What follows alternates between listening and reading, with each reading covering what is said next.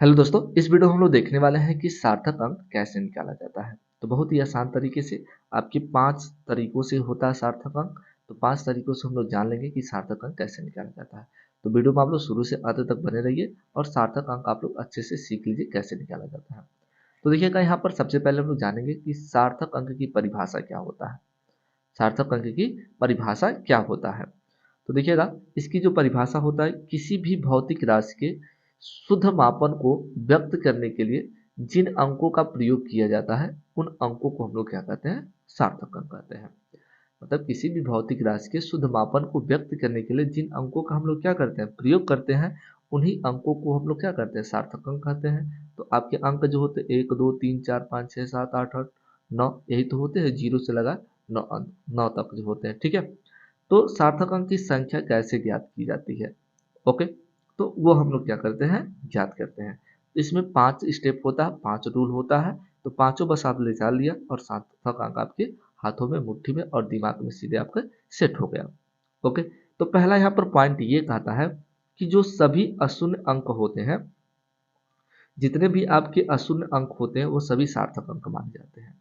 अशून्य अंक की बात करें, अशून्य अंक की बात करें, 1 से जो आपके 9 तक जो संख्या होती है ना, 1 से जो 9 तक संख्या लिखते हैं, मतलब जिसमें शून्य ना हो, वो सभी क्या होते हैं, वो सभी क्या होते हैं, आपके सार्थक अंक माने जाते हैं। जैसे हम लोग बात करते हैं जिसमें शून्य नौ आए, जैसे हम बात करें सिंपल सी, इसमें लिख दिया 2 4 6 4 ऐसे। तो इसे पूछ दिया सार्थक अंक कितना है, तो 1 2 3 4, तो सार्थक अंकों की संख्या कितनी हो गई, 4 हो गए। हमने क्या दिया, 1 2 8 7 6। इसमें बात करें सार्थक अंक की संख्या 1 2 3 4 5, तो सार्थक अंक कितने हो गए, 5 हो गए। सिंपल सी बात करते हैं। और मान लो हमने लिख दिया 1 3 6 4 5 9 4 ऐसे, तो इसे पूछ दिया सार्थक अंक की संख्या कितनी हो गई, तो 1 2 3 4 5 6 7, टोटल कितनी संख्या है, 7 संख्या, वही सार्थक अंक कितने हो गए, 7 हो गए।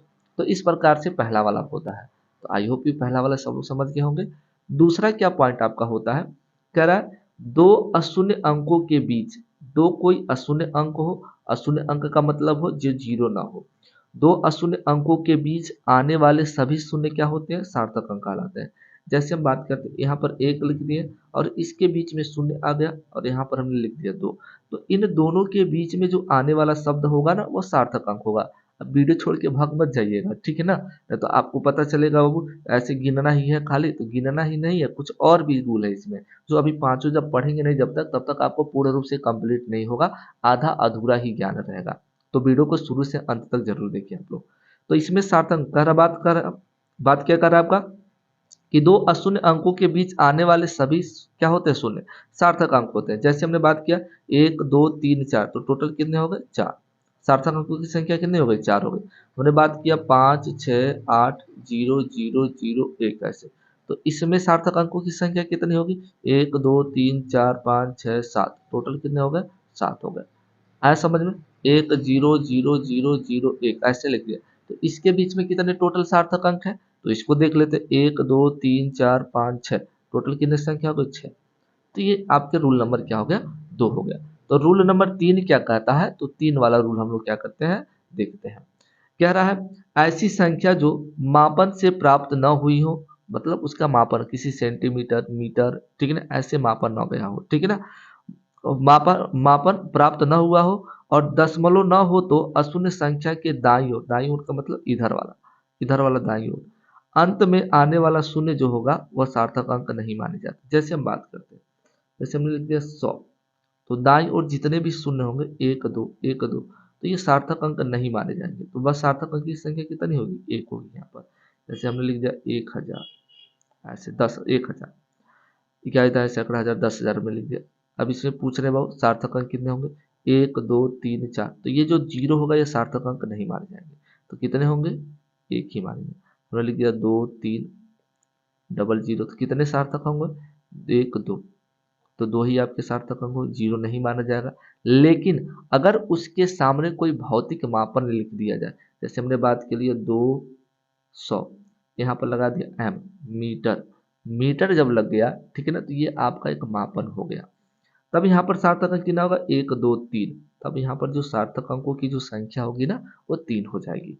बात करते हैं ऐसे 10 के एम का मतलब किलोमीटर। 10 किलोमीटर लग गया तो यहाँ पर सार्थक अंक कितनी हो जाएगी आपकी, 2 हो जाएगी। ठीक है, हमने मान लो ऐसे कर दिया 2000, एल का दिया, एल का मतलब लीटर, इकाई, दहाई, सैकड़ा, हजार, 2000।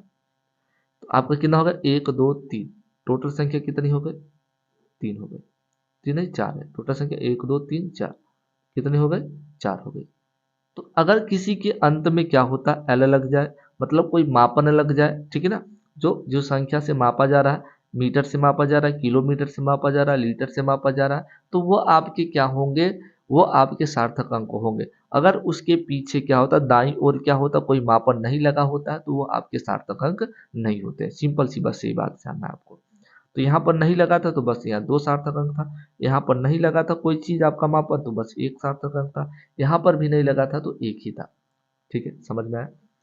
चौथा क्या बात कह रहा, चौथा क्या बात कह रहा, कह रहे यदि दशमलव से पहले यानी बाईं ओर, दशमलव से पहले यानी बाईं ओर अगर कोई अशून्य अंक नहीं है तो जितने शून्य होंगे वह सार्थक अंक नहीं माने जाते हैं। जैसे हमने बात किया दशमलव के पहले, जैसे दशमलव के पहले कोई आपके अशून्य अंक नहीं है, 1 2 3 4 नहीं लिखा है, ठीक है, और इसके यहाँ पर ऐसे लिख दिया कोई संख्या, तो यहाँ पर ये जो शून्य होगा ना और यहाँ से यहाँ तक ये सार्थक अंक आपके नहीं माने जाएंगे। तो 1 2 तो कितने सार्थक अंक होंगे, बस 2 ही होंगे। और बात करते हैं 0.00000 ऐसे मान लिया, और 3 5 4 ऐसे लिख दिया, तो ये सभी आपके क्योंकि यहाँ पर कोई अशून्य अंक नहीं है तो ये सभी आपके सार्थक अंक नहीं होंगे। कितना होगा, बस 3 होगा।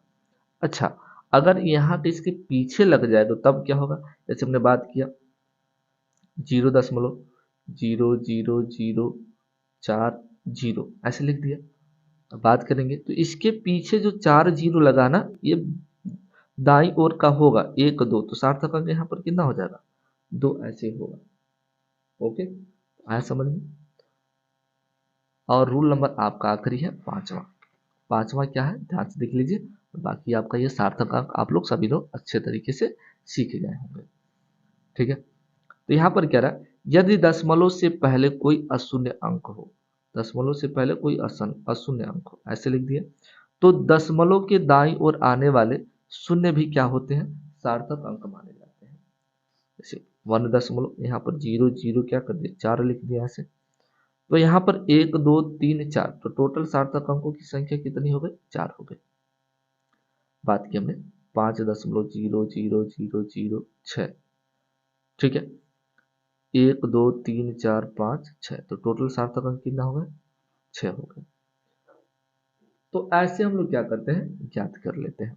अगर इसके पीछे भी लगा हो शून्य, 2.404 ऐसे, तब टोटल सार्थक अंक कितना होगा, 1 2 3 4, यहाँ पर भी सार्थक अंक कितना हो जाएगा, 4 ही होगा।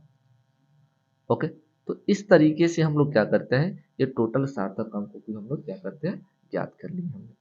तो मिलते हैं नेक्स्ट टॉपिक पर। जो टॉपिक आपको नहीं समझ में आता है तो कमेंट बॉक्स में आप लोग कमेंट कर दिया करिए, उस टॉपिक पे मैं वीडियो बना दूंगा। तो चलिए मिलते हैं हम लोग पुनः नेक्स्ट वीडियो में।